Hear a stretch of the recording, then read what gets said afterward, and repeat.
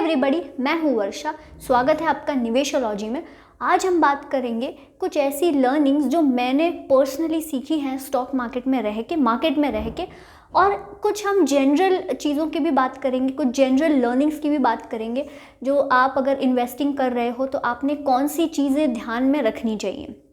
अब अगर मैं पहली फर्स्ट लर्निंग से शुरुआत करूँ जो मैंने पर्सनली सीखी है, वो ये है कि जैसे बहुत लोगों या आपने मुझसे भी सुना होगा कि और बहुत लोग भी बोलते हैं कि जब भी आप कोई कंपनी में इन्वेस्ट करते हो, find out the story which is correct. हमने स्टोरी देखनी है, हमने बिजनेस समझना है, लेकिन सबसे इम्पॉर्टेंट चीज़ ये भी हो जाती है कि उस कंपनी का मैनेजमेंट कैसा है। क्योंकि स्टोरी कितनी भी अच्छी हो, कंपनी का बिजनेस मॉडल कितना भी अच्छा हो, अगर उस कंपनी को सही तरह से मैनेजमेंट सही तरह से संभाल नहीं रहा, या अगर उस कंपनी का मैनेजमेंट एथिकल नहीं है, फिर कंपनी कितनी भी अच्छी हो, रादर स्टोरी कितनी भी अच्छी हो, बिजनेस मॉडल कितना भी अच्छा हो, वो सस्टेनेबल नहीं है। क्योंकि उस कंपनी को, उस अच्छे बिजनेस मॉडल को चलाने के लिए जो मैनेजमेंट है वो ही एथिकल नहीं है। तो टेक्निकली जो कैश फ्लोज बिजनेस में जनरेट होंगे, जो अर्निंग्स बिजनेस में जनरेट होंगे, वो शेयर होल्डर्स तक पहुँचेंगे ही नहीं। सबसे इम्पॉर्टेंट चीज़ ये है कि आप उस कंपनियों में इन्वेस्ट करो जिनका मैनेजमेंट एथिकल हो। सेकेंड इम्पॉर्टेंट चीज़ ये हो जाती है पोर्टफोलियो एलोकेशन। जैसे यहाँ मैंने बहुत गलतियाँ की है जब मैं स्टार्टिंग में, जब नई थी।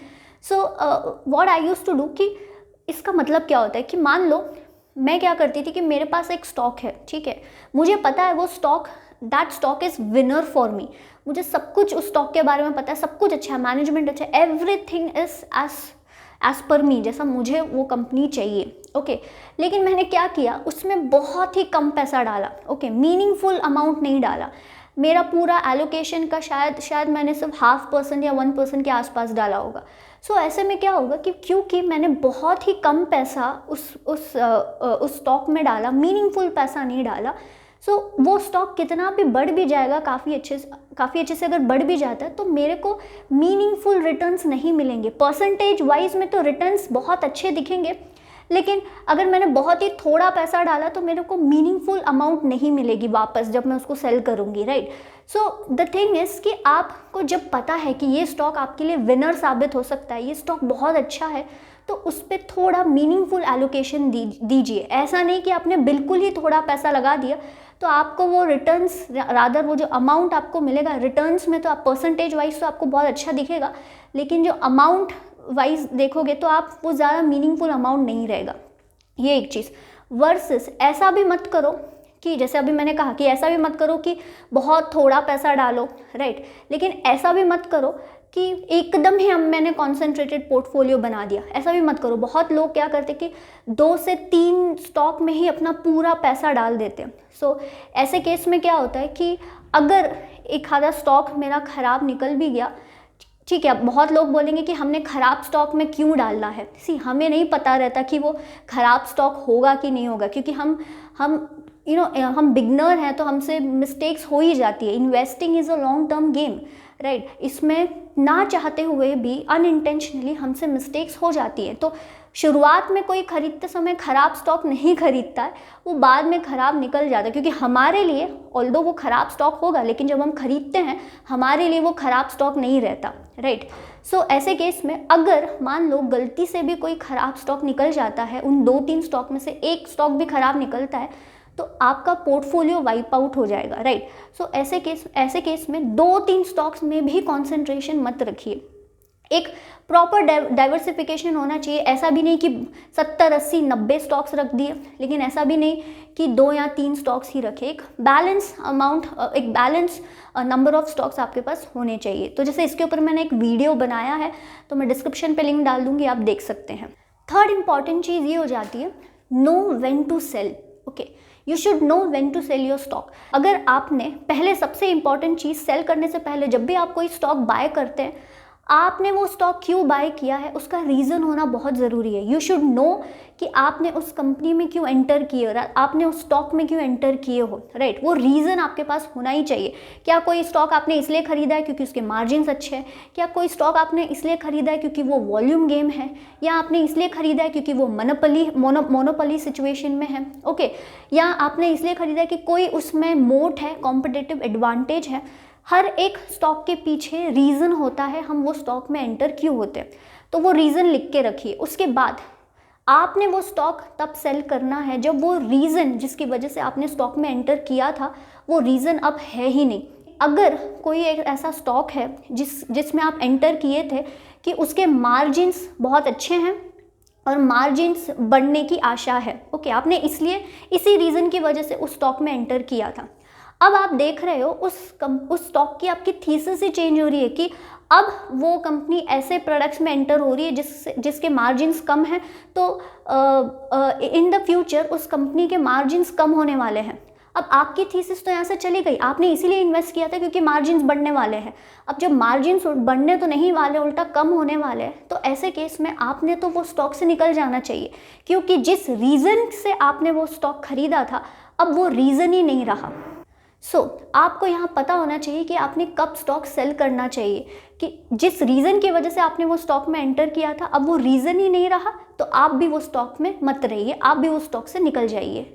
नेक्स्ट चीज़ आपने ये ध्यान रखनी है कि कोई भी स्टॉक में एंटर होने से पहले आपके पास सोर्सेस ऑफ रिस्क क्या है वो आपको पता होने ही चाहिए कि ये कंपनी में क्या गलत जा सकता है। ऑफन क्या होता है ना कि हमें कोई कंपनी पसंद आती है, जैसे ये मेरे साथ भी हुआ है, ओके, होता है रोज़। तो जैसे मुझे कोई कंपनी अच्छी लगती है, ओके, सो ऐसे केस में ना मुझे वो कंपनी अच्छी लगी, उसके नंबर्स अच्छे लगे, उसका बिजनेस मॉडल अच्छा लगा, मैनेजमेंट अच्छा लगा, सब कुछ अच्छा लगने के बाद ना एक तरह से मैं थोड़ा बायस्ड हो जाती हूँ। तो फिर मुझे ना खुद को याद दिलाना पड़ता है कि नहीं, पहले इसके रिस्क तो ढूंढ लो इस कंपनी के, कि सोर्सेस ऑफ रिस्क क्या है, क्या इसमें गलत जा सकती है, क्या कोई कंपटीशन, कोई दूसरी कंपनी इसमें, अगर कोई दूसरी कंपनी इस बिज़नेस में एंटर हो गई तो ये आपका एक रिस्क हो गया। अगर रॉ मटेरियल वोलेटिलिटी का कुछ अगर रिस्क है तो वो आपका रिस्क हो गया, राइट।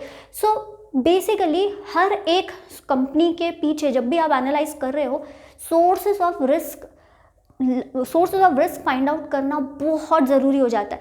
ऐसा नहीं होता, हर बिजनेस में रिस्क होते हैं, ऐसा नहीं है कि कोई बिजनेस आपने पढ़ा उसमें कोई रिस्क है ही नहीं, right. So sources of risk find out करने की कोशिश कीजिए कि क्या गलत जा सकता है 5 years down the line, 2 years down the line, कि क्या गलत हो सकता है। और मैं ऐसा नहीं बोल रही हूँ कि फिर उस बिज़नेस में इन्वेस्ट करना ही नहीं है, राइट, क्योंकि हर बिज़नेस में, हर कंपनी में रिस्क तो होते ही हैं। आई एम नॉट सेइंग कि वो आपको रिस्क पता चला तो अब वो बिज़नेस में एंटर ही मत करो। I am not saying that. I am saying कि आपके बैक ऑफ द माइंड में आपके पास वो सोर्सेस ऑफ रिस्क पता होना चाहिए कि क्या गलत जा सकता है। तो उसके बाद थोड़ा भी कुछ अगर हिंट आपको मिल रहा है या थोड़ी भी कुछ आपको गड़बड़ लग रही है तो आप उसमें कोई भी डिसीजन ले सकते हो जब आपको वो सोर्सेस ऑफ रिस्क पता होंगे, right. So sources of risk को जानिए, क्या गलत जा सकता है उस बिज़नेस में, इसको भी एनालाइज ज़रूर कीजिएगा। नेक्स्ट चीज़ ये हो जाती है कि आप बैरियर्स टू एंट्री देखें कोई भी बिजनेस में एंटर होने से पहले, लो है या हाई है। मतलब क्या कि अभी तो आप जिस कंपनी को एनालाइज कर रहे हो उसके नंबर्स आपको अच्छे दिख रहे हैं, रिटर्न ऑन कैपिटल सब कुछ अच्छा दिख रहा है, लेकिन अगर वो बिजनेस में बैरियर टू एंट्री बहुत लो है, मतलब क्या कि कोई भी दूसरा आके किसी भी दूसरे इंसान के लिए वो बिज़नेस करना आसान हो जाएगा। सो ऐसे केस में जो नंबर्स आपको अगर बहुत अच्छे लग रहे हैं, जो नंबर्स आपको रिटर्न ऑन कैपिटल सब अच्छे लग रहे हैं, वो धीरे धीरे करके कम होते जाएंगे क्योंकि कंपटीशन बहुत आ जाएगा। सो ऐसे केस में फाइंड आउट कीजिए कि मोड्स क्या हैं, एंट्री बैरियर्स क्या हैं, क्या एंट्री बैरियर्स लो है, क्या एंट्री बैरियर्स हाई हैं। इससे आपको अंदाज़ा आ जाएगा कि वो कंपनी को कोई भी आसानी से उसके रिटर्न्स ले नहीं सकता, कोई भी आसानी से उसके नंबर्स ख़राब नहीं करेगा, राइट। सो ये जो मोड्स हैं, जो कॉम्पिटिटिव एडवांटेजेस हैं, ये आपने हर एक कंपनी एनालाइज करते समय चेक करना ही है। नेक्स्ट सबसे इम्पॉर्टेंट चीज़ वैल्यूएशन की तरफ हो जाती है कि हम बहुत ही लो पी, हाई पी बी ये सब बहुत देखते हैं, राइट। देखना चाहिए, ये मैं भी देखती हूँ, लेकिन आपको ये भी ध्यान देना है कि सिर्फ लो पी हाई पी नहीं देखना है, हम लो पी हाई पी इसलिए देखते हैं क्योंकि हमें बिजनेस से नहीं समझ में आता है या हम बिजनेस को अच्छे से एनालाइज नहीं करते हैं।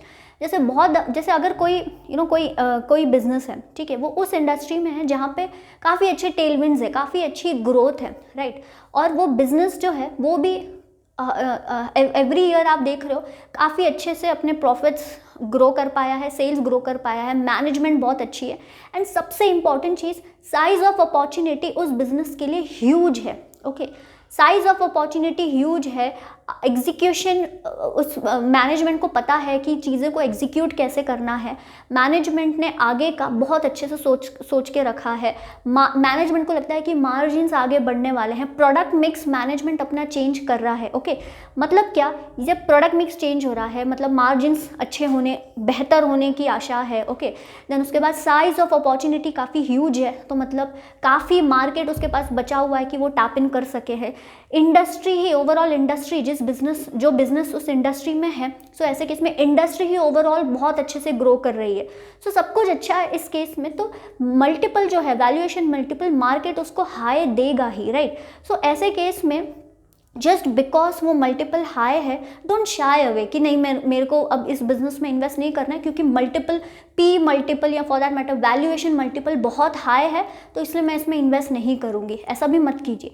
अगर ग्रोथ आपको बहुत अच्छे से दिख रही है, सब कुछ बहुत अच्छे से दिख रहा है, तो ये आपको ध्यान रखना है कि वैल्यूएशन मल्टीपल उस कंपनी को हाई मिलेगा ही। लेकिन इसका ये मतलब नहीं है कि हम बहुत सारी ऐसी कंपनीज हैं जिनमें कुछ भी अच्छा नहीं है लेकिन फिर भी उसको वैल्यूएशन काफ़ी हाई मिला है, राइट। सो इन सारी चीज़ों का आपने ध्यान देना है। बहुत सारी ऐसी कंपनियां हैं जिनका मल्टीपल वैल्यूएशन तो बहुत कम है लेकिन उस इंडस्ट्री में ग्रोथ ही नहीं है, इसलिए मार्केट उसको वैल्यूएशन देता ही नहीं है। Newspaper stocks for that matter, right, उस इंडस्ट्री में ही ग्रोथ नहीं है। तो जब market is hungry for growth, okay, you and I we are hungry for growth. हम कोई भी स्टॉक में क्यों इन्वेस्ट करते हैं? क्योंकि हमें ज़्यादा रिटर्न कमाना है, राइट। अगर ग्रोथ ही नहीं है, रिटर्न ही ज़्यादा नहीं आएगा तो why should we go for stocks and take the risk? We should go for FDs या we should go for other mode of investments, right. So अगर मार्केट को ग्रोथ ही नहीं दिख रही है तो मार्केट वैल्यूएशन भी नहीं देगा। तो जब भी आप देख रहे हो कोई भी कंपनी का वैल्यूएशन बहुत कम है तो फाइंड आउट, हो सकता है जेन्युइन रीज़न हो कि कंपनी बहुत अच्छी है लेकिन मार्केट जो है वो मार्केट रियलाइज़ नहीं कर पा रहा है उस अच्छी कंपनी को, ऐसा भी होता है। लेकिन जब भी आप कोई भी कंपनी का वैल्यूएशन मल्टीपल बहुत कम देख रहे हो, try to find out market उसको वैल्यूएशन कम क्यों दे रहा है, क्योंकि मार्केट हमेशा गलत नहीं हो सकता। सो फाइंड आउट कि मार्केट उसको वैल्यूएशन कम क्यों दे रहा है एंड उस हिसाब से take any kind of decisions. Next सबसे इंपॉर्टेंट चीज़ ये हो जाती है कि आप स्टॉक मार्केट में बहुत सारे मिस्टेक्स करने वाले हो। ओके, हमसे मिस्टेक्स होने ही वाली हैं। हमें क्या करना है? हमें करना है कि उस मिस्टेक्स को हम एक्सेप्ट करें और उस मिस्टेक्स से हम सीखें और हमेशा ज़्यादा से ज़्यादा सेव करें और उसको इन्वेस्ट करते जाएं। जितना लॉन्ग टर्म के लिए आप स्मार्टली इन्वेस्ट करोगे उतना ज़्यादा अच्छा आपके लिए वेल्थ क्रिएट होगा। सो एक्सेप्ट योर मिस्टेक, उसको एक्सेप्ट कीजिए, उससे सीखिए और सेव, बहुत एग्रेसिवली सेव कीजिए और इन्वेस्ट कीजिए। ओवर द लॉन्ग पीरियड आप देखोगे कि आप बाकी सारे इन्वेस्टर्स से बहुत आगे निकल के आए हो। सो आज के लिए इतना ही। उम्मीद करती हूँ आपको ये वीडियो अच्छा लगा होगा। अगर हाँ तो प्लीज़ इस चैनल को सब्सक्राइब कीजिएगा, वीडियो को लाइक और शेयर ज़रूर कीजिएगा। हम मिलेंगे नेक्स्ट वीडियो में, तब तक के लिए अपना ख्याल रखिए। जय हिंद एंड नमस्ते।